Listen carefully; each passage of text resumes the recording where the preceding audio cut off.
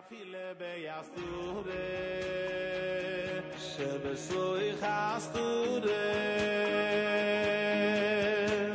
bevandai gam shom, nisu Hashem izvugubra. Ay ay ay gam ya khoira ya dur makushimoy primolecho.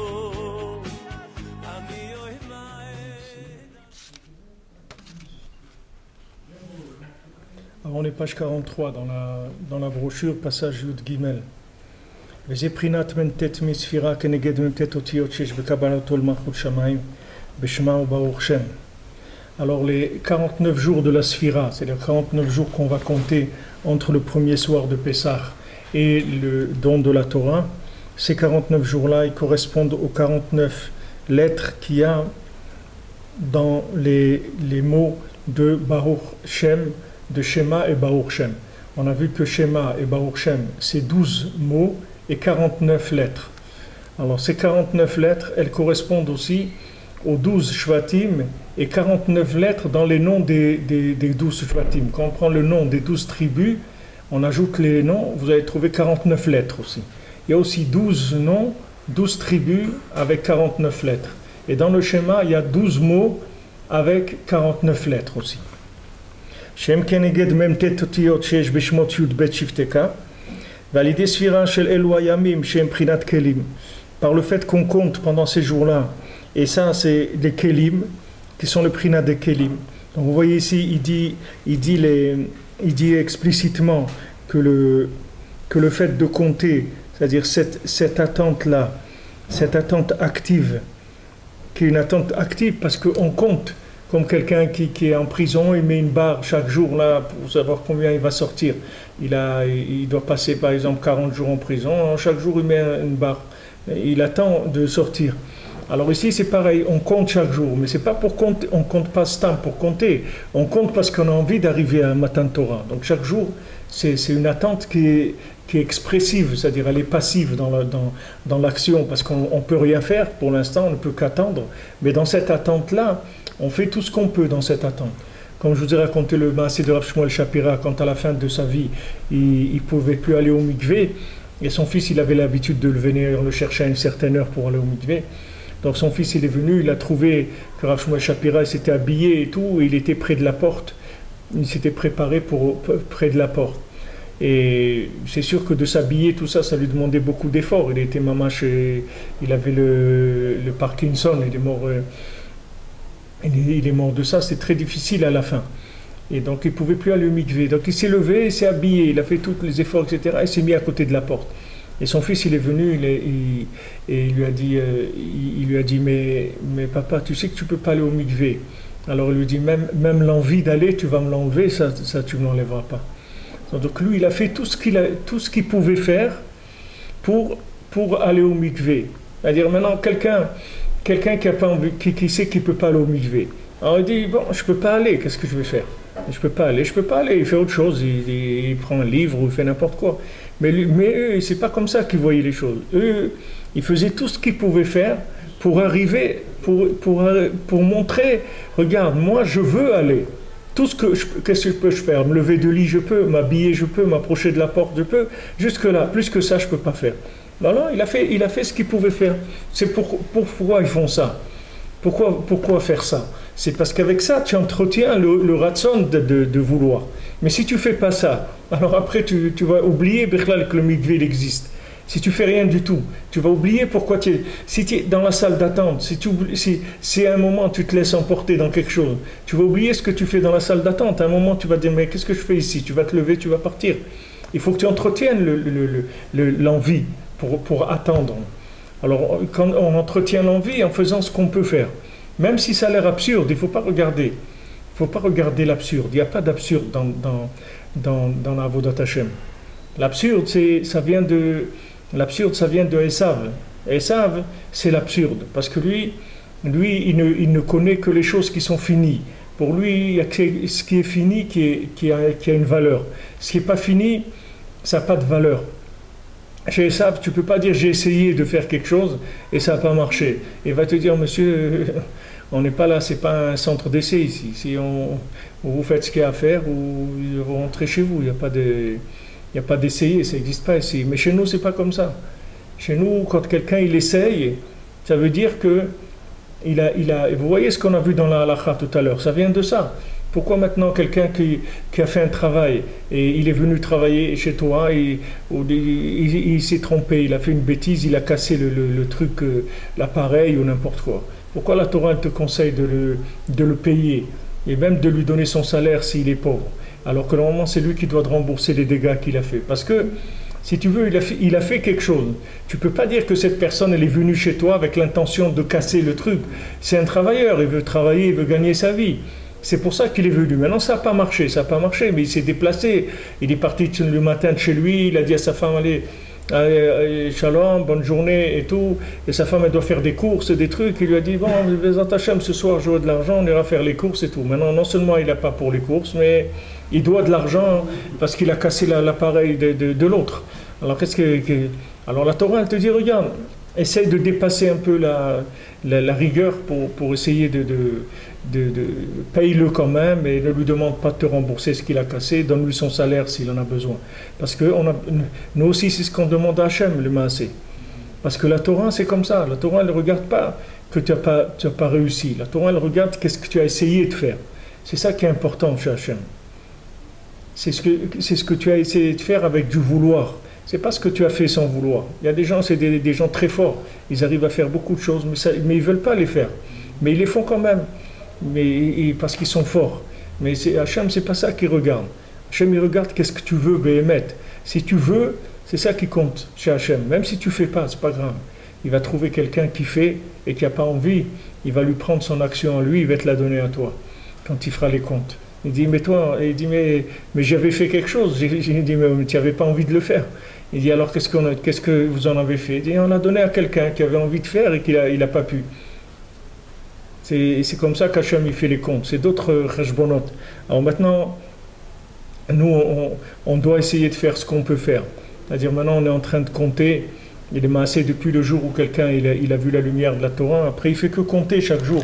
Quand est-ce qu'il va arriver? Quand est-ce qu'il Matayagi ou Maasa il est Maasé Avotai? Quand est-ce que je vais arriver à faire ce que mes ancêtres ils ont fait, c'est-à-dire où je suis par rapport aux Chachamim, par rapport aux générations d'avant, je suis très loin. Alors on se demande comment on va faire pour arriver à ça. Et avec ce vouloir-là, c'est avec ça qu'on compte la Sfirat HaOmer. C'est ça compter. Quelqu'un il attend et il dit que quand est-ce que Mashiach il va venir, même s'il ne vient pas, voilà, moi je l'attends. Chaque jour je l'attends. J'attends qu'il vienne, qu'il va y avoir la Géoula, que ça va finir les tsarot dans le monde, les guerres, la souffrance, la douleur, etc. Ça va se terminer. On attend que ça se termine tout ça. Voilà, hier encore une petite fille de 3 mois, elle a été assassinée comme ça. Quelqu'un, il est venu, il est écrasé comme ça.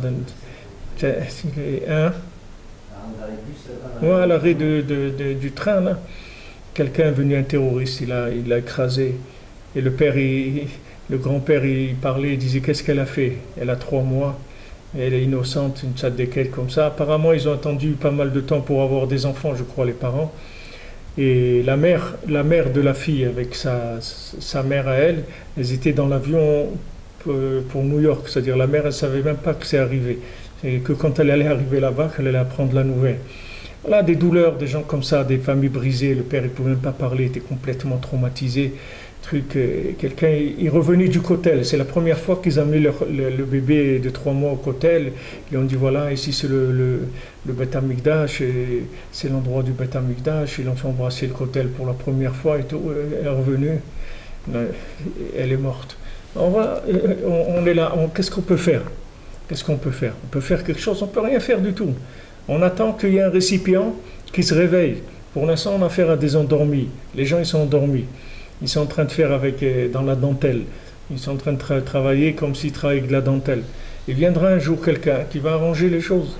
Mais pour l'instant, il n'y a pas ce récipient-là. C'est un manque de récipient, ce n'est pas la lumière. Ce n'est pas des énergies qui manquent. Les énergies, il y a tout ce qu'il faut. Il y a tout ce qu'il faut pour réussir à faire ce qu'il y a à faire le shalom, à faire tout ce qu'il y a à faire, il n'y a pas de problème. Mais d'un récipient, il n'y a pas. Il n'y a pas un récipient, il n'y a pas un homme fort, un homme qui a la force, un homme qui croit dans Hachem, qui croit dans Eretz Israël, qui croit dans le Ham Israël. C'est-à-dire qu'il y a un côté où il y a une responsabilité de ces gens-là qui dirigent, qui n'assurent pas la sécurité des gens. Parce que ce terroriste-là, c'est un terroriste qui a été libéré il y a quelque temps.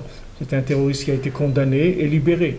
Donc il y a une responsabilité. On ne peut pas dire il n'y a pas de responsabilité. Il y a une responsabilité, c'est-à-dire qu'il y a une responsabilité de protéger les citoyens du pays. Maintenant, jusqu'à quand les gens, on va avoir affaire à des irresponsables, c'est-à-dire des gens qui arrivent plus, ils n'ont pas la force. Alors que tu prends des dirigeants qui avaient il y a 40 ans, tu verras, ils te diront clairement, nous on ne peut pas. Moi je ne peux pas faire de concessions qui soient sur la sécurité des citoyens. Je ne peux pas faire quelque chose comme ça. C'est impossible. Tu me demandes de mettre en danger un pays entier, je ne peux pas faire ça. Donc il n'y aura pas, c'est tout. Il n'y aura pas, ça n'existera pas. On va éloigner tout le monde et on ne pourra pas, parce qu'on ne peut pas mettre en danger tout un pays. Au nom de quoi? On ne peut pas mettre en danger un pays, c'est impossible. Il n'y a aucun pays au monde qui fait ça, qui met en danger ses citoyens. Mais ce da'at-là, c'est-à-dire ce da'at-là, cette force, ça vient des récipients. Ce n'est pas de la conscience elle-même. Cette conscience-là, c'est-à-dire cette lumière de cette façon de voir, même un petit enfant de 5 ans, il peut te dire ça. Ce n'est pas un problème d'analyser les choses comme ça. Le problème, c'est le récipient. Le récipient, c'est un homme fort, un homme qui est déterminé, qui est sûr de lui. C'est ça un manig, un dirigeant. C'est quelqu'un qui est sûr de lui, parce qu'il est sûr d'Hachem. Donc il est sûr de lui. Il est sûr qu'Hachem il est avec lui, et il est sûr que ce qu'il est en train de faire, c'est la volonté d'Hachem. Donc il n'a pas de problème. Il fait ce qu'il y a à faire. C'est le peuple qui doit créer le récipient pour le dirigeant, ou le dirigeant qui doit créer son propre récipient? Non, le dirigeant, il a la tête, si tu veux, du peuple. C'est-à-dire le dirigeant, lui, les dirigeants qu'on a, c'est pas eux, le problème, c'est pas eux. C'est que nous, on n'a pas le mérite de sortir un récipient comme ça. C'est-à-dire que nous, on ne pousse pas assez. La personne, elle existe. Mashiach, il est là, il vit avec nous. Mashiach, c'est quelqu'un, peut-être tu l'as vu déjà 10 fois, mais il ne peut pas te dire qu'il est Mashiach. Il ne peut pas se révéler en tant que Mashiach. Parce que pour l'instant, il n'y a pas de récipient pour ça.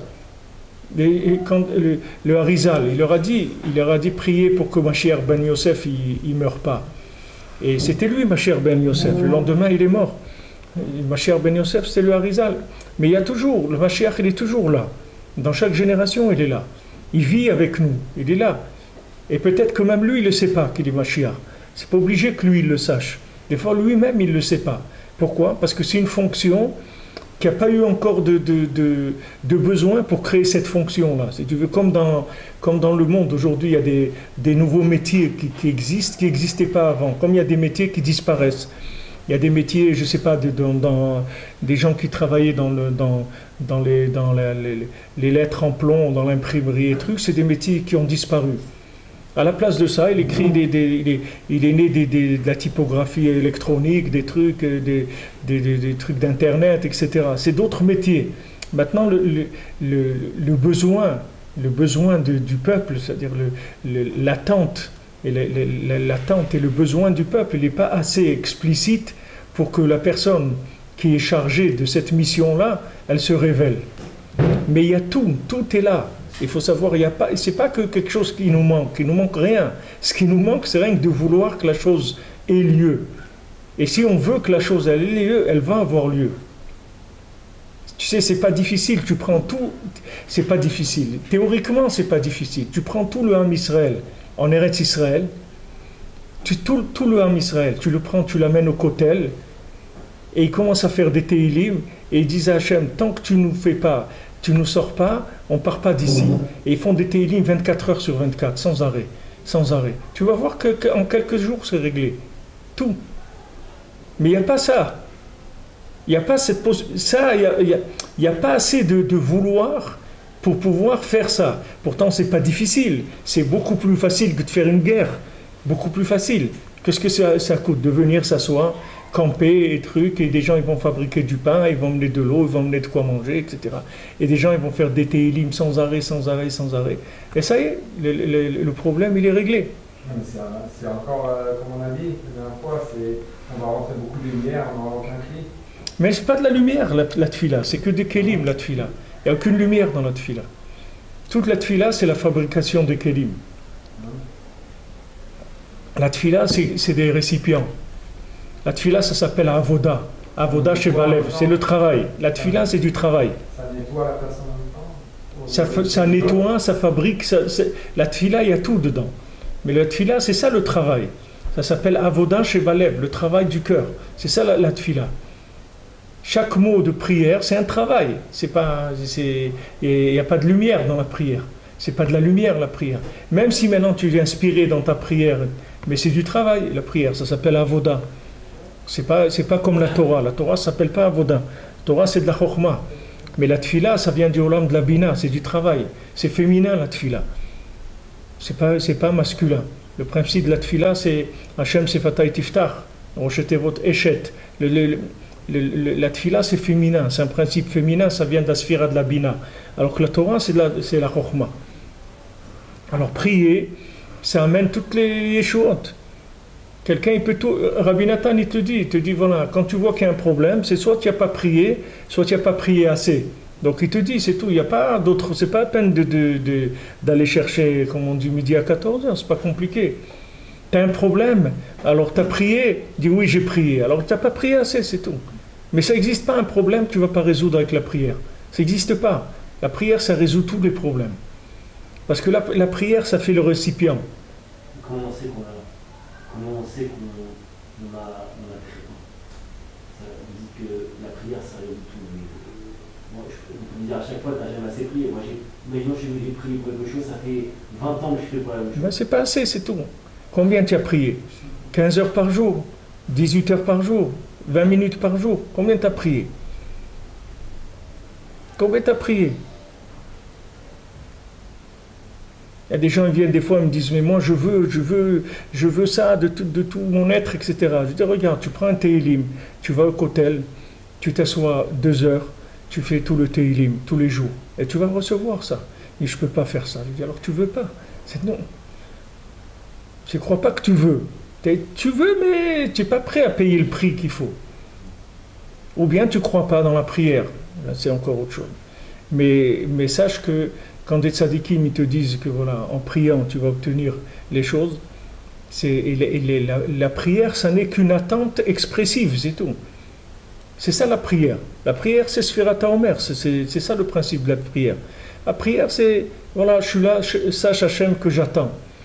J'attends de toi parce que je sais que ça peut venir que de toi, c'est tout. Donc j'attends, je suis là, j'attends et j'exprime mon attente avec des mots de prière. C'est comme si tu disais j'attends, voilà, j'attends. C'est comme si tu répètes j'attends. Tout le temps. Hachem, j'attends. Tout le temps, tu répètes ça. Mais la personne, elle se fatigue. Elle se fatigue à un moment parce que elle a plus de jus, elle a plus le vouloir, il se fatigue. Comment il y a des coups qui fatiguent le vouloir.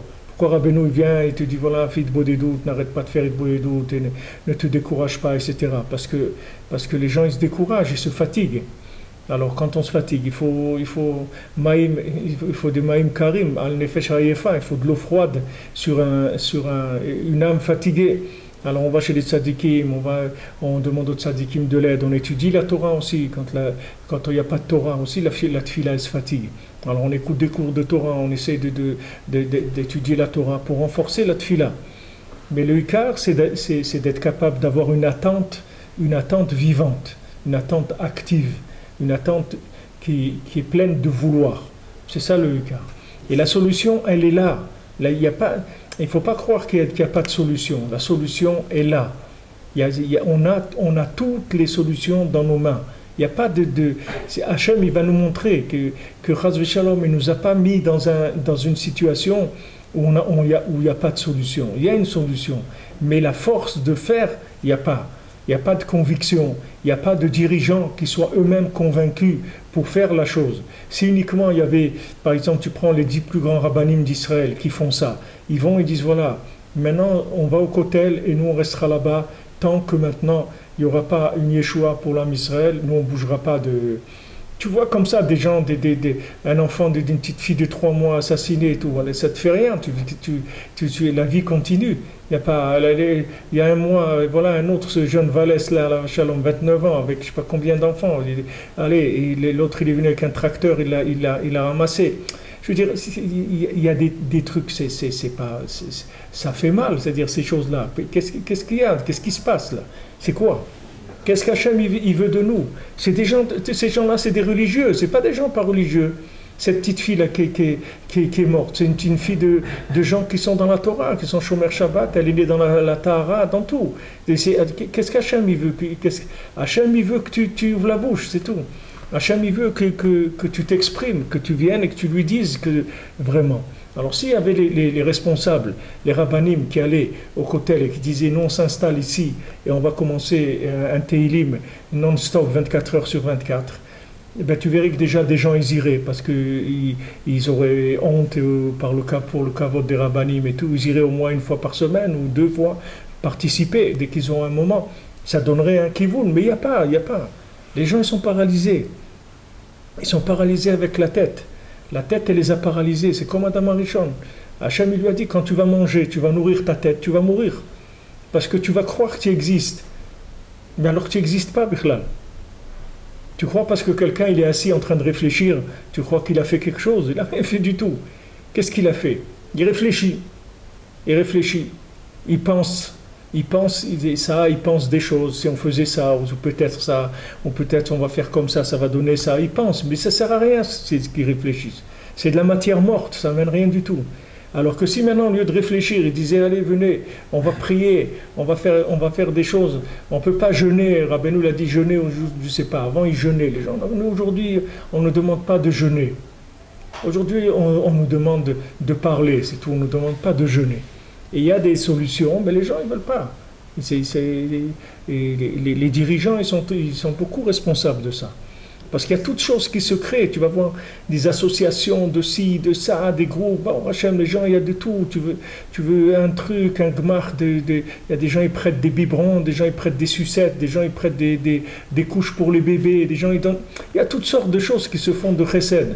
Mais comme ça, que les gens, ils fassent un mahamad de prière et qui disent, voilà, regardez, on n'a pas d'autre solution que ça, et c'est à ça qu'on va arriver. Mais seulement, malheureusement, on va y arriver quand ça va être beaucoup plus dur. Mais on va être obligé d'arriver à ça, parce qu'il n'y a pas d'autre solution. Seulement, tant qu'on voit que ça tient à peu près, alors ça va, ça tient, c'est pas mort complètement, ça tient. Voilà, il y a eu des trucs, bon, il y a eu quelques milliers de roquettes, mais bon, Hachem, le reste des gens, ils sont là, il n'y a que 60, 70 qui sont morts, bon, ça va, on peut continuer à vivre. Mais 60, 70, c'est énorme. Tu vois combien des enfants qui sont restés orphelins, tu sais combien il y a des centaines d'orphelins en Israël, combien des centaines de veuves, des trucs, ça roule après.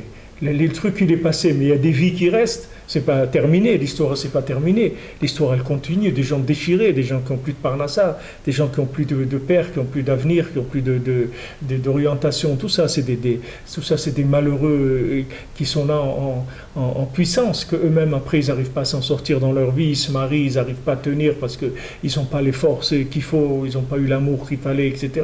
C'est tout des catastrophes énormes. Nous on voit quelqu'un il est mort comme ça, mais c'est pas un stam, il n'y a pas de stam, c'est très dur. Seulement tant que c'est pas quelque chose où les gens ils voient qu'il n'y a aucune solution, alors il n'y a pas. Tu vois là, quand est-ce que la mer Rouge elle s'est ouverte? Quand ils sont arrivés où il y avait il y avait le choix ou Paro ou la noyade, c'est tout. Il n'y avait pas d'autre chose. Et c'est ce que Rabbeinu rapporte dans Sipurim Asiot. Il dit quand le mendiant et le mendiant qui a pas de main, il a dit moi je soigne la Bat Melech, moi je soigne la princesse. Qu'est-ce qu'elle a fait la princesse? Elle est arrivée, elle était poursuivie par le roi. Le roi qui voulait la prendre et le roi qui qui voulait prendre cette princesse-là. Il l'a poursuivi quand il a vu qu'elle ne voulait pas de lui, qu'elle ne l'aimait pas, etc. Alors il l'a poursuivi pour l'attraper. Il a dit, vous l'attrapez, etc. Il a dit, on n'arrive pas à l'attraper. Il dit, alors si vous n'arrivez pas, vous la tuez. Vous la tuez, mais il ne faut pas que la laisser vivre. Mais c'est ce qui s'est passé avec le Ham Israël. Les nations, elles ont dit, il faut l'attraper, le Ham Israël. Il faut l'attraper. Vous allez l'attraper avec ça, vous allez l'attraper avec ça, vous allez l'attraper avec l'argent, vous allez l'attraper avec la chokhma, vous allez l'attraper en leur donnant des postes comme ci, comme ça. Et quand ils ont vu qu'ils ne pouvaient pas, alors ils sont passés à autre chose. Ils ont essayé avec la Shoah. Donc, si tu lis Mein Kampf de l'autre Iemer Shemot, tu vas voir qu'est-ce qu'il dit au début. Tu vas voir, c'est très très clair. C'est très clair. C'est-à-dire que le Ham Israël, le Ham Israël, il dérange dans le monde parce qu'il représente que l'existence d'Hachem. C'est-à-dire quand tu vois un juif, tu vois qu'Hachem il existe. Et ça les dérangeait. Et ils voulaient créer un peuple de la terre, pas un peuple qui est connecté à l'autre monde. Et c'est pour ça qu'ils voulaient tuer les juifs, etc. Tu prends Mein Kampf, le début, tu vas voir. Tu vas voir, c'est clair. L'intention, elle est claire. Et ce qui se passe maintenant dans le monde, c'est la même chose. Ce qu'il y a aujourd'hui, c'est la même chose. Ils n'arrivent plus à arrêter. Les pays, ils n'arrivent plus à arrêter du tout. En Belgique, il y a une université qui a choisi comme sujet de bizutage. Là, ils font les bizutages. C'est un truc qu'ils font dans les universités. Je ne sais pas si c'est au début. Hein? Le baptême. C'est le début. C'est le début de. Voilà. Alors le thème du bizutage, c'était quoi? Ce soir, on rentre à Gaza en famille et attention aux méchants juifs qu'il faut tuer, c'est-à-dire un truc comme si c'était écrit par des nazis, la même chose. Et ils disent qu'ils ne peuvent plus arrêter, c'est-à-dire c'est fini, c'est-à-dire qu'est-ce que tu vas faire? Quelqu'un qui parle comme ça, qu'est-ce que tu vas le mettre en prison, tu vas le tuer, tu vas faire quoi? Tu ne peux rien faire, c'est lancé, c'est tout, tu ne peux rien faire. C'est comme ça, ce qu'Hachem il veut. Mais tout ça, ça vient uniquement pour nous bouger, c'est tout. Pour qu'on se bouge.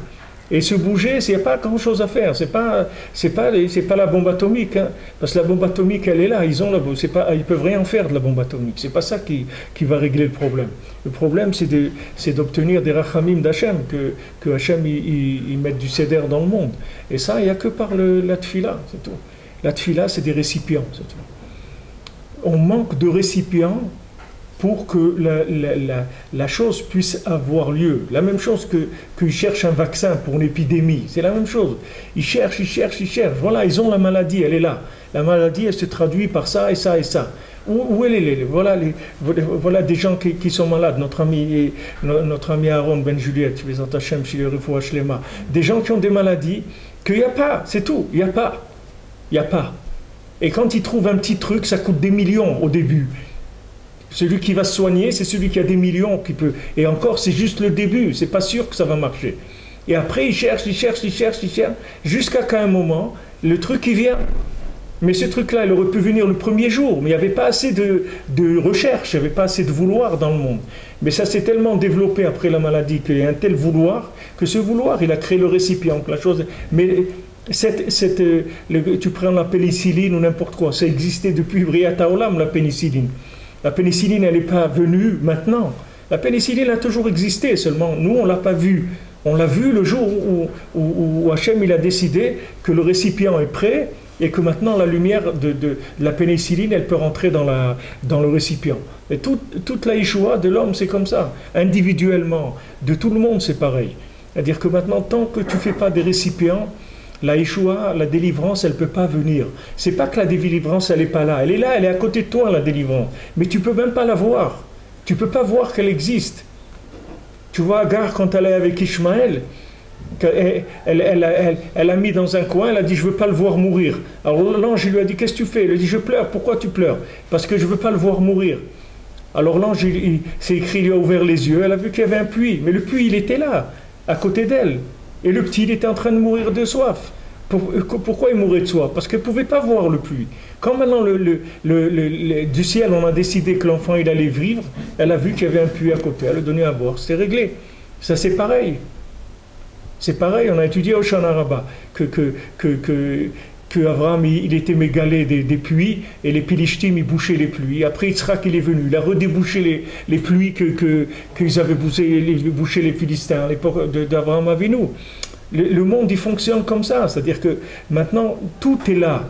Nous il faut des récipients, c'est tout. Fais des récipients, fais des récipients, fais des récipients, c'est tout.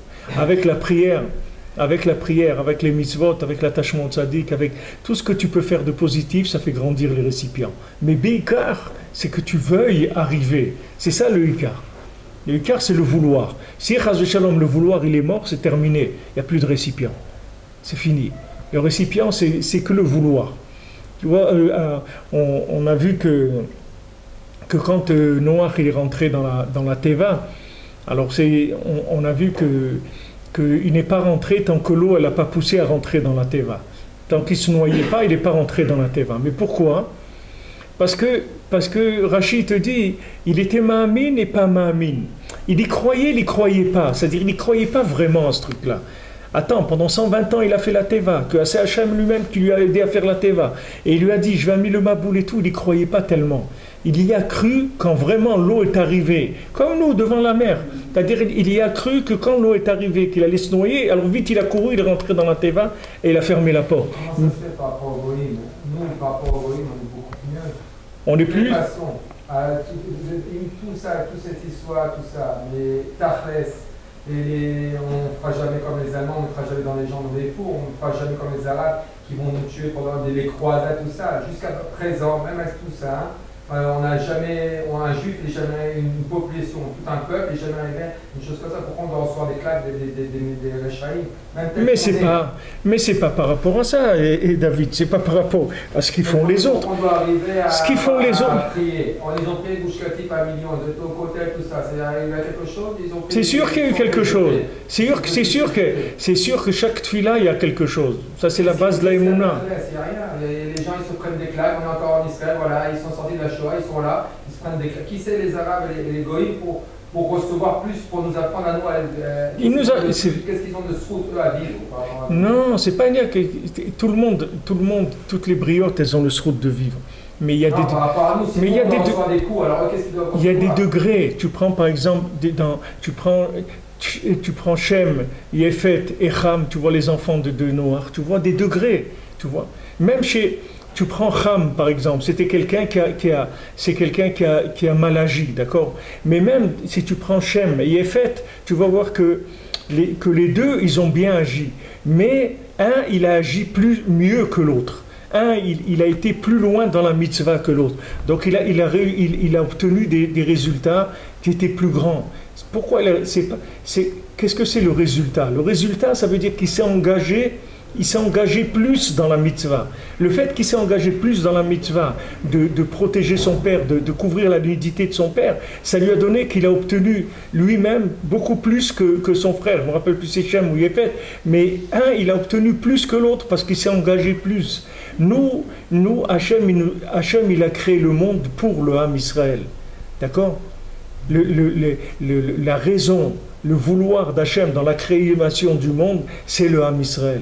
Après, toutes les nations, ce sont des nations qui sont avec le Ham Israël. Mais le noyau central du monde, c'est le Ham Israël. Donc il ne faut pas que tu te bases sur les autres nations pour analyser ce qui revient au Ham Israël. Le Ham Israël, il est responsable, comme tu prends dans une maison, il y a un enfant qui est un adulte, qui est responsable de ses frères et sœurs. Il est responsable. Tu ne peux pas dire, ouais, mais les frères et sœurs, ils font ça. Lui, il est adulte. Les autres, c'est des enfants.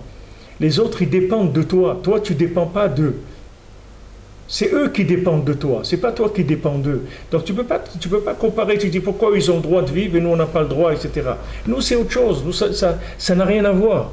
Nous on a reçu la Torah, nous on est un peuple qui existait avant que le monde existe. Nous on a existé avant ce monde-là il vient après nous, pas avant nous. Nous on a existé avant le monde, avant que toute l'humanité existe et toutes les planètes existent, on était déjà créés, on a existé avant. Hachem, il nous a consultés pour créer le monde. Il a pris conseil avec nous. Comment créer le monde? Tu peux pas, c'est pas du tout les mêmes modes de vie. Nous, on peut pas se comparer aux nations. Nous, notre travail, c'est un lien avec Dieu permanent. C'est pas du tout la même chose que les autres. Les autres, ils peuvent bricoler avec ce monde, faire des trucs, avec de l'argent, fabriquer des choses. Nous, on n'a rien à faire du tout. Nous, la seule chose qu'on a, c'est de parler avec Hachem. C'est tout, on n'a rien d'autre. C'est ça notre métier et c'est ça la solution du monde. C'est pas rien que la nôtre. Mais nous, on doit commencer à ouvrir ça et après, le monde entier, il va aller dans ce chemin-là. Mais nous, on doit ouvrir avec ça. Nous, on doit ouvrir le chemin. Le chemin, c'est que en faisant des récipients que la lumière se révélera. C'est pas avec la lumière, tu n'arriveras à rien du tout. Plus de lumière, ça ne te servira à rien. Maintenant, dans le monde, c'est pas comme ça que ça fonctionne. Les gens, ils cherchent de la lumière, ils cherchent de la chorma, comme on a parlé tout à l'heure. Encore de la chorma, encore de la chorma, de la connaissance, de la sagesse. Mais de la connaissance et de la sagesse, on en a marre, on en a 10 000 fois trop. On sait trop de choses. C'est tout ce qu'on sait, ça nous a cassé la tête. On n'en peut plus avec ça. On n'a pas besoin de tout ça. On n'a pas besoin de tout ça. C'est comme tu rentres dans une cuisine, quelqu'un, tu vas voir, il y a 5 poêles, une poêle comme ça, une comme ça, une comme ça, une pour l'œuf, une pour ça, des casseroles, des trucs. Tu rentres, on dirait qu'il a un restaurant, le bonhomme. C'est pas un restaurant, c'est une maison normale. Combien tu as besoin dans une maison? Combien tu as besoin pour faire une maison? Tu ouvres l'armoire, il y a 50 verres. Pourquoi? Il y a déjà 50 personnes à table. Il n'y a pas... Je me rappelle Rav Avram Moyal, la Vachalom, avec qui j'étudiais la Gemara avec les bains, il me disait qu'ils avaient avec une autre famille, il y avait 2 familles, ou 2 familles nombreuses, ils avaient une assiette et une cuillère pour les 2 familles. Alors, ils étaient tout le temps, où est-ce qu'elle est l'assiette, où est-ce qu'elle est la cuillère? Alors, ils montaient chez le voisin, il y avait l'assiette et la cuillère, c'était une pour 2 familles. Bon, ok, et maintenant on n'a pas une pour une famille, chacun il a. Mais combien? Tu rentres dans une maison, il y a 80 assiettes. Et pourquoi il y a 80 assiettes tu vois tout. Bon, Hachem, il y a de la bracha. Mais imagine-toi dans la tête tout ce qu'on sait, qui ne nous sert à rien, les mains, ça ne nous sert à rien. 90% de ce qu'on sait, il ne sert à rien. Tu vas à l'école, tu vas apprendre plombier, et tu apprends la géographie de la je sais pas quoi, de l'Amérique du Sud. Qu'est-ce qu'il y a, quoi tu veux que ça me serve de connaître Non, c'est des connaissances générales. Mais connaissances générales, ça représente 80% de ce qu'il apprend, le bonhomme. Et après, tout ça pour coller 2 tuyaux, arranger un robinet. Mais laisse-moi tranquille, apprends-moi mon métier. Non. Mais tu crois que c'est fait stam, ça? C'est pas fait stam. C'est pour que le bonhomme il soit mort. C'est-à-dire que lui prendre la tête avec des trucs qui sachent beaucoup de choses. Donc que sa tête elle est occupée à réfléchir tout le temps. Et les mains, il fait rien. Pendant tout ce temps-là, il fait rien. Alors qu'il pourrait faire beaucoup de choses s'il savait quelques éléments. Il pourrait travailler, faire beaucoup de choses. Il serait actif. Mais là, il a de la connaissance et ça la quitte, si tu veux, de l'action. Il croit parce que, comme la blague qu'il disait, quelqu'un dit, est-ce que vous pouvez le faire? Il dit oui, il peut le faire. Alors tout le monde applaudissait, il peut le faire. Mais il ne le fait pas, il ne saute pas. Il lui met une barre de 3 mètres, il dit, est-ce que vous pouvez sauter? Il dit oui, je peux. Alors tout le monde applaudit, il peut sauter. Mais il ne saute pas. Alors maintenant les gens ils ont des trucs dans leur tête, plein de trucs dans la tête. Alors plus ils rentrent des trucs dans la tête, plus ils se paralysent les gens. Plus ils se paralysent. Tu vois des gens, ils sont devant l'ordinateur toute la journée. Ils ne sortent plus. Qu'est-ce que tu as besoin de sortir? Tu veux voir quoi? Tu veux voir un crocodile? Appuie crocodile, tu vas voir un crocodile. Qu'est-ce que tu veux voir? Un fou qui frappe son voisin? Appelle fou qui s'en va, tu le vois. Tu veux quoi? Tu veux voir un monsieur gentil qui aide quelqu'un? Tu dis personne gentille qui aide quelqu'un, met ses chaussures. Il te montre quelqu'un, il aide quelqu'un. Qu'est-ce que tu veux? Alors reste, tu t'assois, c'est tout, tu fais rien. Tu t'assois, tu regardes un écran, et c'est tout, tu as fini, tu n'as rien à faire. Tout ce que tu rentres, ça te paralyse. Alors que maintenant, s'il n'y avait que quelques éléments, on serait beaucoup plus actif. Maintenant, on a rendu un monde passif. Les gens, ils travaillent que les e-commerce. Les gens, ils travaillent sur l'Internet. Un commerce sur Internet, ça marche. Regarde, tu prends des groupes comme Amazon ou des trucs comme c'est des trucs énormes. Tu peux acheter chez un robinet une paire de chaussures, un livre, tu peux acheter tout ce qui peut s'acheter, tu peux l'acheter. Et c'est quoi? Il n'y a rien. Où est le magasin? Il n'y a pas de magasin, il n'y a rien. C'est tout dans le virtuel. Alors qu'est-ce que l'homme il s'affaiblit de plus en plus avec cette connaissance-là. Alors que Hachem nous a montré la lumière de la connaissance à la sortie d'Égypte. Il nous a dit, regarde, Regarde, même une servante, elle a vu à l'ouverture de la mer ce que Ereskel Hanavi n'a pas vu. Une servante, c'est-à-dire quelqu'un qui n'est pas sorti de la servitude des ta'avot de ce monde, qui n'est pas sorti de la servitude, il est encore asservi au plaisir de ce monde. Il a vu des choses comme un prophète. Donc Hachem il dit, regarde, moi je peux te montrer, même comme un prophète, tu peux voir même ce qu'un prophète il a vu. Toi, un bonhomme qui est complètement détruit dans ses midot et dans ses ta'avot et tout, je peux te montrer même plus que ce qu'un prophète il a vu. Mais qu'est-ce qu'on a fait avec ça? On n'a rien fait du tout. Ça c'est rien que pour que tu aies envie de travailler, c'est tout, pour que tu fasses des récipients. Mais sinon, pourquoi je vais te montrer tout ça? À quoi ça sert tout ça? Même si tu arrives là-bas, même si tu as tout compris, tu arrives au bout de la compréhension. Rabbi Nachman a dit, moi j'ai été au bout de la compréhension et j'ai compris que la plus grande compréhension qui existe dans le monde, c'est la simplicité, c'est tout. C'est de faire les choses simplement, c'est tout. Après toute la compréhension, il va revenir le bonhomme à la case départ. Voilà, vous avez des gens, après tout, maintenant ils sont en train de chercher les trucs bio, tu vas voir des trucs carottes bio, c'est des espèces de trucs noirs comme ça, c'est dégoûtant là, ça s'appelle bio, c'est dans un truc très beau en plastique vert avec des miroirs et des trucs, et tu vois une carotte comme ça, toute flétrie comme ça, c'est des trucs bio. Mais je n'ai pas besoin de manger ça non plus, je peux manger une carotte normale, qu'est-ce que j'ai besoin il faut manger, voilà, après toute la science, après tous les trucs, les gens maintenant ils sont en train de chercher une vraie carotte, parce que ça n'existe plus. Ça n'existe plus. Et chez où est la carotte? Où est la vraie carotte? Ça n'existe plus. Si tu vois comment ils ont fait pousser la carotte, tu vas avoir peur. Maintenant il faut pousser des trucs qui touchent plus la terre. Il n'y a plus de trucs avec la terre. Ça ne touche plus la terre, même pour la Shemitah et tout, il n'y a pas de problème. Ça pousse en l'air, tout. Il n'y a pas de terre, Birlal, pas de... Alors c'est quoi qu'il y a dedans quand tu manges ça? D'où ça vient, ce qu'il y a dedans? C'est des vitamines de quoi? D'où ça sort? La terre, il y a tout dedans. Quand ça ne pousse pas dans la terre, de quoi ça pousse? De l'air, de l'eau, qu'est-ce qu'il y a comme substance nutritive dans ces trucs-là? On ne sait pas. Voilà l'homme à quoi il est arrivé. Il est arrivé à développer jusqu'à qu'il a vidé toute vitalité du monde. Il s'est rendu compte que maintenant il mange un steak, il n'y a pas de viande dedans. Il dit, attends, mais un steak, c'est pas de... Non, c'est un steak en plastique, il n'y a pas de viande. C'est quoi? Non, c'est pour le plaisir de manger du steak. Quel plaisir? Non, ça c'est pas... C'est un steak en truc, c'est un steak parvé. C'est un steak qui est parvé, tu peux le manger avec du fromage si tu veux, c'est parvé. Quoi, un steak parvé? Ouais, c'est pas de la viande. Mais attends, tu veux rendre les gens fous complètement. C'est-à-dire, l'homme, au lieu de se remplir, il s'est vidé, il a vidé le monde. Il a vidé le monde de la vitalité. Et quand maintenant il va arriver à la fin, qui va brasser que de la matière morte, les maasés, de la matière morte, de la chorma. Aujourd'hui, il n'y a plus personne que tu vas écouter, des gens qui vont venir te faire des discours de philosophie et tout, tu ne vas plus les écouter. Pourquoi? Parce que le bonhomme, il n'amène pas la vie. Il ne t'amène pas la vie. Aujourd'hui, les gens, ils ont besoin de vivre. Ils ont besoin de vivre. Et ils ont besoin de sentir quelque chose. Tu as des gens qui font des sports extrêmes. Allez, les sports extrêmes, ils sautent dans des trucs. Combien il y en a qui meurent là-dedans? Combien de gens qui ont fait des sauts avec des espèces des ailes ou des trucs comme ça, tu le vois, ils meurent. Parce que cette sensation du danger et tout, c'est ça qui le bouge encore un peu. Comme le bonhomme tu lui mets des électrodes, tu l'électrocutes pour lui réveiller le cœur. Ils ont besoin des sensations très très fortes. Des jeunes qui se coupent comme ça, qui se blessent, qui se font des trucs incroyables. Ils s'ouvrent la tête, ils mettent dedans des vis, des trucs pour tenir des crêtes. Tout ça rien que pour un petit peu encore un peu de sensation avec de la lumière. Mais jusqu'où tu vas aller pour la lumière? Pour chercher encore de la lumière. Tout ça, c'est parce que les gens ils croient qu'il faut de la lumière. Plus de lumière, j'en ai pas assez. Alors le gars, il est parti le dimanche, il a fait son sport extrême. Avec ça, il est tranquille, il tient toute la semaine.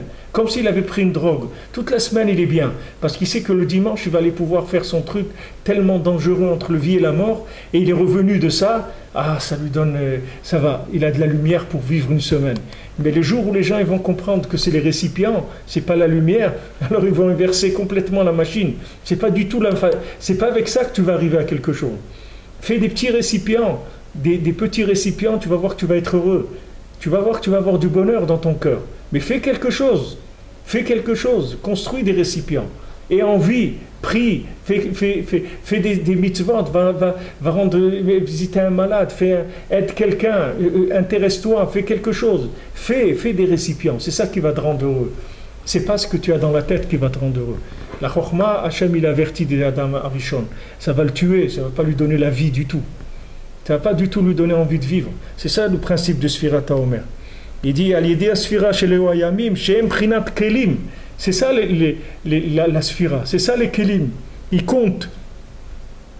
Ki Ayamim Prinat Kelim ou Midot, parce que les jours eux-mêmes, ce sont des récipients et des mesures. Et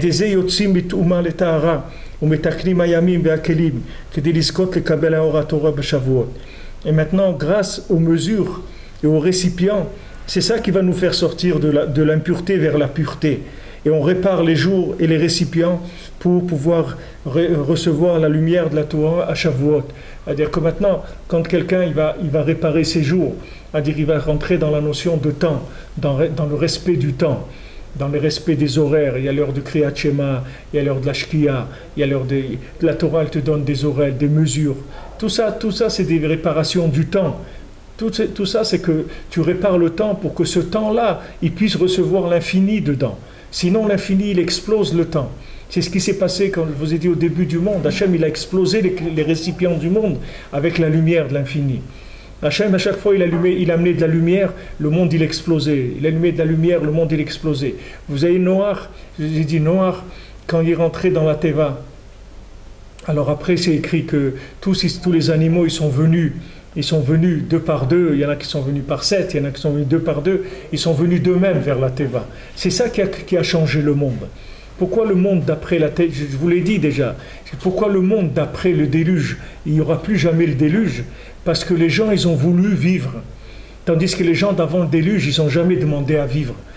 C'est Hachem qui les a créés, ils ont dit, nous on n'a pas demandé à vivre, nous on a trouvé, on s'amuse, c'est tout, c'est des jeux, et on s'amuse, c'est tout. Non, on t'a jamais demandé d'exister, tu nous as créés, mais ça c'est ton problème, c'est pas le nôtre.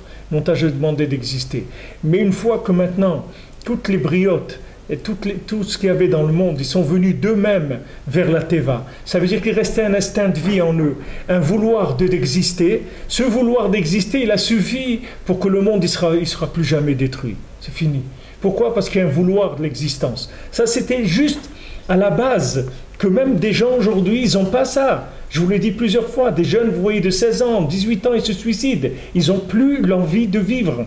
Parce qu'il y a eu tellement de chokhmah que les gens, ils sont arrivés à un moment où il n'y a plus la lumière, elle n'a plus de récipient du tout. Donc vivre pourquoi?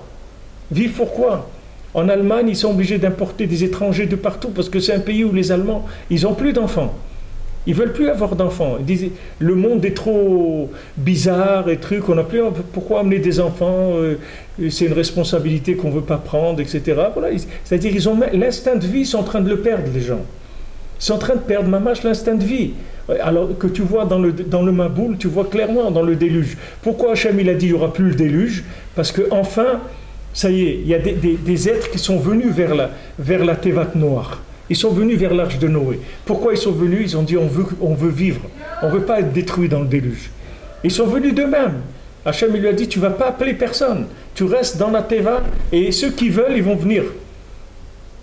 Et ceux qui ne veulent pas, ils ne veulent pas, c'est tout. N'importe qui aurait pu venir. Hachem, il n'a pas empêché des gens de venir.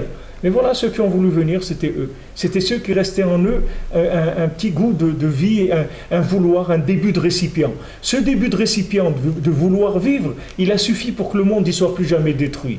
Alors maintenant, prends cette équation-là. C'est une équation. Prends-la, mets-la maintenant, dans la vie de chacun. Tu vas voir qu'est-ce qui va lui amener les solutions de sa vie. Qu'est-ce qui va amener ces solutions de sa vie? C'est le vouloir de la vie qui va être développé, qui va être tellement développé qu'il y aura des récipients pour qu'il n'y ait plus de destruction. C'est tout. Et c'est comme ça que Mashiach va venir. C'est ça le moment de la Géoula.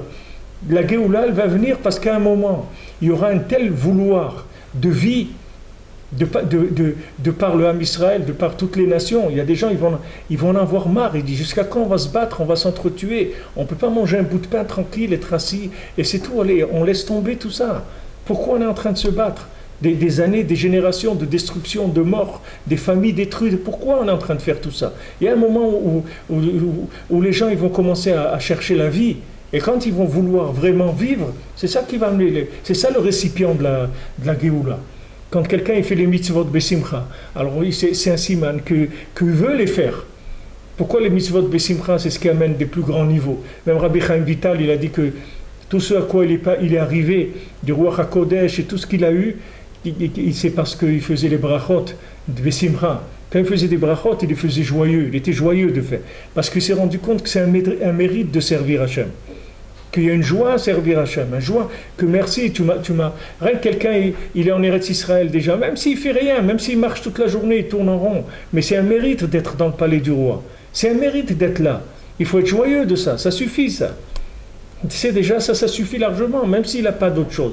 Daïez-nous, comme on dit le soir de la Haggadah, daïez-nous. C'est elle qui nous a fait ça, daïez-nous, ça nous suffit, parce que c'est extraordinaire. Alors quand il y a cette attitude-là, c'est ça qui fait les récipients. Les récipients, c'est ça. C'est ce désir de vivre, cette joie de vivre, de chaque chose, de chaque petit détail. Tu es joyeux, tu prends le temps de le vivre, et tu es joyeux de ça. Ça, c'est les récipients. Et ces récipients-là, eux-mêmes, ils vont amener, les éléments, ils sont là. Tu ne verras que quand tu auras les récipients. C'est comme des lunettes 3D ou des lunettes de trucs. Tu peux voir que si tu mets ces lunettes-là, tu ne mets pas ces lunettes, tu ne vois rien. Il n'y a rien. Une fois que tu mets les lunettes, tu vas commencer à voir qu'il y a des formes. Sans ces lunettes, tu ne vois rien. Dès qu'il y aura le récipient, la chose, elle va venir automatiquement. Alors il te dit ici, voilà, les jours, c'est des récipients. Chaque jour qui passe et que tu veux, et que tu fais tout ce que tu peux pour avancer, ça c'est les récipients. Tu travailles, c'est-à-dire tu rentres dans la fabrication de récipients. Beprinat bracha l'edetikun akelim. C'est ça qui amène la bénédiction, la Torah qui vient en bénédiction par la réparation des kelim. Parce que s'il n'y a pas eu de réparation de kelim, la Torah c'est une klala. La Torah c'est une malédiction, ça détruit l'individu. Maintenant, on va dire à quelqu'un que ça détruit la Torah. Il va te dire, mais t'es fou, la Torah. Mais c'est écrit béférouge. Qu'est-ce que tu dis quoi? C'est écrit clairement. Poshri mikash luban. Lozachan asar losam mavet. Pourquoi c'est écrit ça? Pourquoi la Torah, ça tue les gens? Parce que si tu la prends comme une chokhma, ça tue les gens. C'est pas un chidouche. Adam Arishon aussi, Hachem il lui a dit, si tu prends la chokhma de la Torah, tu vas mourir. C'est pas un chidouche dans le monde. Les gens ils prennent ça, ils te disent non, vas-y. Étudie, tout ira bien. Qu'est-ce que ça veut dire tout ira bien? Qu'est-ce que ça veut dire étudier, tout ira bien? Et si je me ramasse une banane, que j'explose ma vie, tu es prêt à payer pour ça? Tu peux me rembourser? Tu es garant que ça va marcher? Tu peux me garantir que ça va marcher? Signe une garantie de toi, donne-moi ton olam haba, signe-moi un shtar, fais-moi un contrat. Que si ça ne marche pas, tu me donnes ton olam haba à toi, celui de ta famille. Tu es prêt à signer ça? Tu vas voir, personne ne te signera ça. Personne ne te signera ça. Lui dit, tu es sûr? Signe. Signe-moi. Alors tu prends un Breslever, tu lui dis, tu me signes que si je vais à Oman et je fais Tikkun HaKlali, je n'irai pas au Guénénam, tu te le signes tout de suite. Il n'y a pas de problème. Parce que c'est des garanties, alors on n'a pas de problème. Mais la Torah, il n'y a personne qui a dit que si tu étudies la Torah, tu es garanti que tu vas aller au Gan Eden. Tu peux étudier la Torah, devenir le pire des monstres qu'il y a jamais eu dans le monde. Il n'y a aucune garantie. La garantie, c'est si tu as la méthode. Mais si tu n'as pas la méthode, il n'y a pas de garantie. Si tu prends la méthode, alors là, on peut te garantir le résultat. Mais il faut avoir la méthode. Il te dit ici, voilà tout ce qu'il faut pour que la Torah, elle vienne en bénédiction dans ta vie. C'est-à-dire que ce soit une bracha, qu'elle t'ouvre le cœur, qu'elle te donne de la joie, qu'elle te permette de te rapprocher d'Hachem Béhémet. Pas tu vois que tu recules chaque jour, tu t'éloignes d'Hachem, plus tu en sais, plus tu t'éloignes. Tu vois qu'il y a un problème, la machine elle tourne à l'envers, elle ne tourne pas à l'endroit. Donc tu vois qu'il y a un problème, il faut réfléchir, il faut te dire, il faut trouver une solution à ça.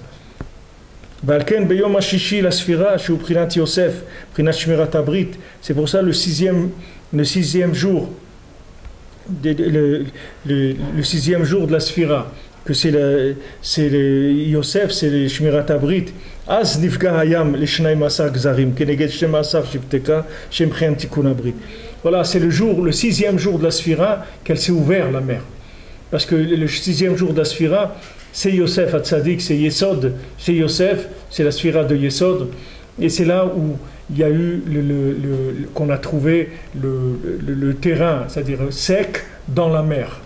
Le chemin il se fait de l'océan quand il y avait Tikkun Abrit. Tikkun Abrit, ça veut dire réparation des kelim, ça veut dire connexion entre les mondes inférieurs et les mondes supérieurs. À ce moment-là, quand on a trouvé la connexion, ça veut dire que les récipients ils sont cachers, ils peuvent recevoir la lumière. Donc à ce moment-là, tout de suite la connexion elle se fait. Comme tu prends un appareil qui va avec des réseaux. Quand il y a de l'autorisation de connexion, ça y est, l'appareil est connecté au réseau, ça roule. Ça c'est pareil. C'est-à-dire ce monde-là, quand il se connecte au réseau de la présence divine, tout de suite ça marche. C'est-à-dire tu trouves dans l'océan de la Chorma, dans l'océan de la sagesse, tu trouves de la terre sèche dans laquelle tu vas circuler. Tu vas pouvoir circuler dans l'océan même de la sagesse. Alors que s'il n'y a pas Tikkun Abrit, tu rentres dans l'océan de la sagesse, tu te noies. Tu te noies. L'homme, il se noie dans l'océan de la sagesse. Parce qu'il y a trop de lumière et il n'a pas des récipients pour cette lumière-là. Il n'a pas où mettre ses récipients. Alors, au lieu que ces récipients, ils donnent la vie, ils donnent la mort. Il donne la mort. Au lieu de donner la vie, il donne la mort. Comme celui qui met beaucoup d'huile pour que la mèche, elle brûle plus. Il éteint la mèche. Celui qui trop d'eau dans une plante, il la noie, la plante. C'est tout le monde qui fonctionne comme ça. Il y a une mesure dans les choses. S'il n'y a pas de mesure, tu passes tout de suite dans la destruction. Alors maintenant, une fois qu'on est arrivé à la 6e sphira, que d'abord on est passé par toutes les sphirotes d'en haut, de Chesed, Gvura, Tiferet, Netzach, Vod, allons arriver à Yesod, que Yesod et Malchut, c'est deux sphirotes qui sont extrêmement liés, parce que c'est le seul accès à la sphira de Malchut, c'est par Yesod. Il n'y a pas deux comme les autres. Les autres, il y a deux côtés, droite-gauche. Ici, il n'y a pas droite-gauche. Il y a Yesod, Malchut. Ou tu rentres dans Yesod et tu arrives au pouvoir, ou tu ne rentres pas dans Yesod, il n'y a pas de pouvoir. C'est-à-dire que Malchut, c'est le pouvoir d'Hachem qui se révèle dans le monde. Maintenant, si tu rentres dans Yesod, qui est Tikkun Abrit, tu répares Yesod, tu rentres dans Malchut. Tu ne répares pas Yesod, il n'y a pas accès à Malchut. C'est-à-dire que tu n'arrives pas à toucher le parterre.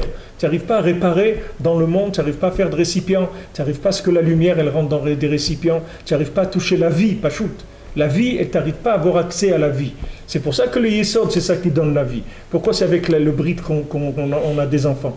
Parce que c'est ça qui amène la vie dans le monde. C'est l'outil dans le corps aussi. Dans le corps aussi, il y a les sphirotes. Tu prends le corps de quelqu'un, tu vas voir que toutes les sphirotes, elles sont dessinées. Il y a des dessins comme ça, tu vois les sphirotes par rapport au corps. Maintenant, le Yesod, le Yesod, c'est la sphira qui donne dans Malchut et c'est la seule. Il n'y a pas d'autre accès. Tu ne peux pas avoir d'autre accès. Tandis que les autres, tu peux passer soit par la droite, soit par la gauche pour descendre vers Yesod. Tu peux avoir un chemin de rigueur ou tu peux avoir un chemin de chesed. Tu peux passer par les deux côtés. Les deux, ils vont descendre dans Yesod. Mais quand tu arrives à Yesod, il n'y a pas de truc. Il n'y a que ça, c'est tout. C'est-à-dire que l'alliance. Une fois que tu as réparé l'alliance, tu rentres automatiquement dans Malchut. Et Malchut, elle ne s'alimente que de l'alliance, c'est tout. Il n'y a rien qui l'alimente. Donc s'il n'y a pas réparation de l'alliance, il n'y a rien. Il n'y a pas de vie, Machout. Il n'y a pas de vie. On regarde ces pays-là, ils ne veulent plus avoir d'enfants. Quand quelqu'un ne veut pas avoir des enfants, c'est qu'il lui-même il est mort. Quand on dit Rechaim Bemitatam, Bechayem Nikraim Metim, on a vu le dernier Rachid de la paracha, il te dit pourquoi Avraham Avinu, etc. Pour te dire que les Rechaim, les gens qui sont des Rechaim, c'est-à-dire les gens, qu'est-ce que c'est un rachat? C'est quelqu'un qui veut que la lumière, il ne veut pas faire de récipient. C'est ça la définition du rachat. Le rachat, il veut prendre la lumière sans récipient. C'est pour ça que c'est écrit dans la Haggadah, rachat Mahomer, tu lui dis toi aussi casse-lui les dents. Pourquoi casse-lui les dents? Parce que les dents c'est 32, c'est les 32 chemins de la Chokhmah. C'est-à-dire casse-lui l'accès à la Chokhmah. Comme ça, il ne va plus dire des bêtises. Tu comprends? Oui, parce qu'il dit des bêtises. C'est un rachat. Il dit des bêtises. Avec sa chokhmah, il est arrivé à des bêtises. Et quand tu vois des tzadikim, tu vois un tzadik, tu crois que toi, tu le vois dans le monde, tu crois qu'il est mort parce qu'il n'a rien.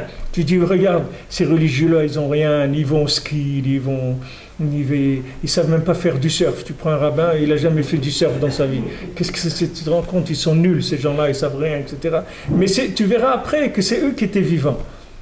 Tu vas voir que c'est eux qui étaient vivants. Et que ceux qui faisaient ça, c'est eux qui étaient morts. Mais ça, tu vas le voir en fin de course. Tu ne le vois pas avant. Alors, maintenant, quand tu es passé par les sphirotes, tu arrives à Yosef. à Yosef Hatzadik, et que ses frères ils lui disaient ouais, le fou, le rêveur, le truc, et tout ce que tu veux, sauf c'est lui qui a pris le pouvoir. C'est-à-dire c'est lui la transmission d'Hachem dans le monde, c'est lui qui l'avait entre ses mains, c'est lui qui a fait qu'Hachem s'est installé dans le monde, c'est lui qui a réparé peut-être 60 ou 70% du Chet Adam Arishon, Yosef Hatzadik. Avec tout ce que ses frères qui étaient des tzadikim, on ne parle pas maintenant de ses frères qui étaient des Umota Olam, c'était des nations qui étaient contre le Ham Israël, c'était ses frères des tzadikim, ils étaient contre lui, ils n'ont pas vu en lui, ils n'ont pas pu voir, ils n'ont pas eu le mérite de voir, comme on a dit, parce qu'ils étaient dans la chorma, ils ont été trop dans la chorma. Quand il a envoyé son père, il a dit ils sont en train de faire paître le troupeau. Il dit, c'est pas le troupeau qu'ils sont en train de faire paître, c'est eux-mêmes. Ils sont ro'im et tatzmam, c'est pas le troupeau. C'est-à-dire qu'eux, ils sont tellement dans la chokma qu'ils tournent en circuit fermé dans leur tête. Et ils croient que c'est ça la vie. Le gars, il a un film qu'il a mis qui se répète, tu vois, en boucle. Voilà, il tourne en boucle dans sa tête et croit qu'il est vivant, le bonhomme. Il voit un film, il tourne, le film, il tourne, il croit que c'est ça la vie. Il ne sait pas que s'il sort de la salle de cinéma, il va découvrir qu'il y a un monde. Mais il ne le sait pas, parce qu'il tourne en boucle dans sa tête. Et même les frères de Yosef, avec toute la chokhma qu'ils avaient, ils tournaient en boucle dans leur tête. Donc ils ont vu Yosef, ils ont dit, c'est quoi ça? Ces rêves, des trucs et tout. C'est des bêtises, sauf. Ils sont venus à ça, et c'est lui qui a sauvé l'homme Israël, c'est lui qui a sorti d'Égypte, c'est lui qui a fait tout grâce à lui. Alors au 6e jour de la Sphira, c'est la Sphira de Yosef, c'est là où s'est ouverte la mer. C'est tout lié, vous voyez, tous les éléments du monde, ils ont tous une logique, il n'y a pas de defkerut. C'est pas Stam, la mer s'est ouverte. Tu vas voir qu'elle s'est ouverte à un moment où il y avait ça, et pas avant, et pas après. Parce qu'il y a une logique comme il fonctionne le monde. C'est spirituel, il y a une logique dans la spiritualité. C'est pas les gens ils rentrent dans la Torah et croient que c'est un autre truc. Allez, on y va, à la fête, on prend ce livre, on prend celui-là, on pense comme ça. Mais c'est pas, il y a une méthode, il y a une logique dans les systèmes. Dans tous les systèmes, même spirituels, il y a un système comme ça fonctionne. C'est Yosef, il faut sortir les ossements de Yosef et pas quelqu'un d'autre. Et si tu ne sors pas les ossements de Yosef, elle ne s'ouvre pas la mer. Et ce jour-là, c'est la sphira de Yosef. Et quand tu comptes dans Sphira Taomer, c'est la sphira de Yosef. Et quand tu vas arriver dans la 6e semaine et tu vas finir, c'est comme ça que tu vas rentrer dans Malchut. Tout est Missoudar. C'est-à-dire, c'est pas les sphirotes, c'est elles qui font que le monde il fonctionne comme il fonctionne. Hachem, il a mis en place les sphirotes. Et les sphirotes, c'est la logique de la spiritualité. Les sphirotes, c'est le système TV, c'est-à-dire c'est le côté naturel, les lois naturelles de la spiritualité. C'est un niveau très élevé déjà. Mais même au-dessus des sphirotes, il y a aussi des choses. Mais déjà, les sphirotes, c'est la logique de la spiritualité. Ça fait fonctionner le monde.